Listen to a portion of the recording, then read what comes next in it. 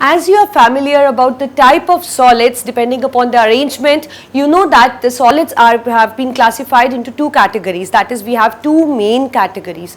One is the crystalline and other is the amorphous, right? As you can see in the figure, this is the crystalline and this is the amorphous form. As you can see that in the crystalline we have got the ordered arrangement, right, and that ordered arrangement extends throughout the crystal. That means it is a long range order, right? You already know that.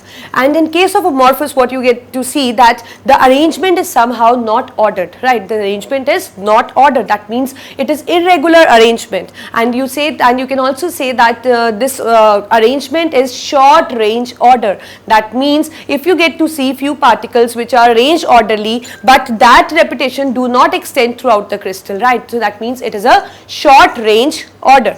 So see, depending upon the arrangement of the particles, we classified into two categories. Earlier we did like this, right? We classified into two categories, that is, one is the crystalline and other is the amorphous. But you will be shocked to know that there is one more category also. That means there is one more division also which lie in mid of crystalline and amorphous. That means which show certain properties resembling to crystalline and certain properties resembling to amorphous, and that is, that new term or that new type is polycrystalline,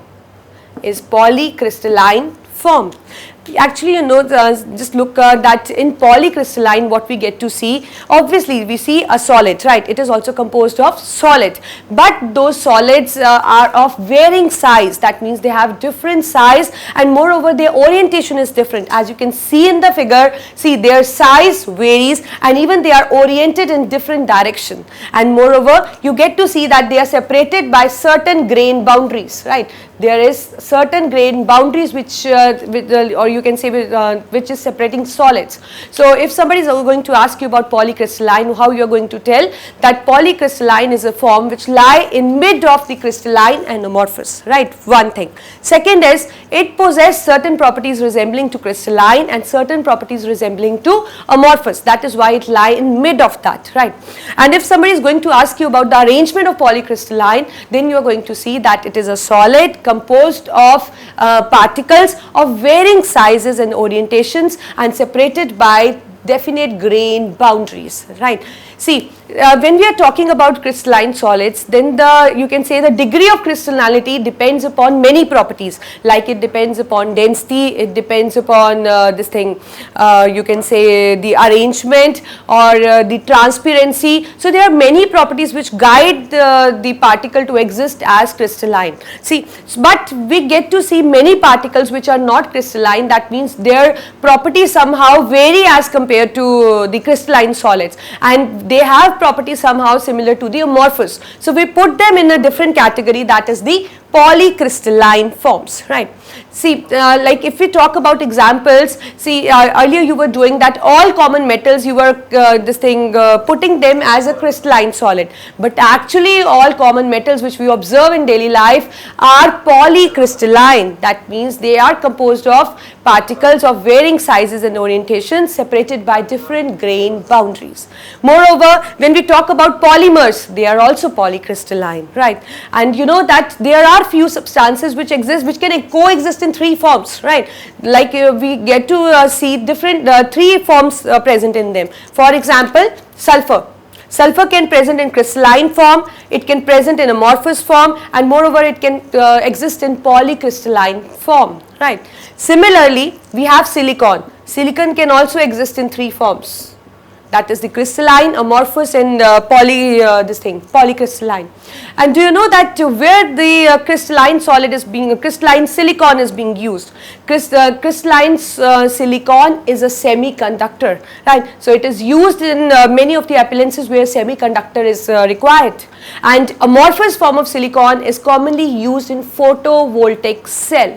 So like in this chapter we won't be talking much about polycrystalline because we will be taking polycrystalline later, but for this moment what we'll be doing, you should be just familiar with the term that we do get to see polycrystalline. That means they are not two true solids actually, they possess certain properties which are similar to crystalline as well as certain properties similar to amorphous, or you can say they lie in mid of the two, right? So in this chapter what we are going to do, like if we come across any polycrystalline substance, we are going to put in the category of the crystalline only, right? Because it is a crystalline solid, but actually there is certain you can say the difference shown in the properties as compared to the crystalline substance. But in this chapter, I won't be using a different term for polycrystalline substances. I'll be naming them as crystalline only. But at least you should be familiar that we do get to see a different kind of form or a type which exists between the two, crystalline and the amorphous, and that is polycrystalline, right?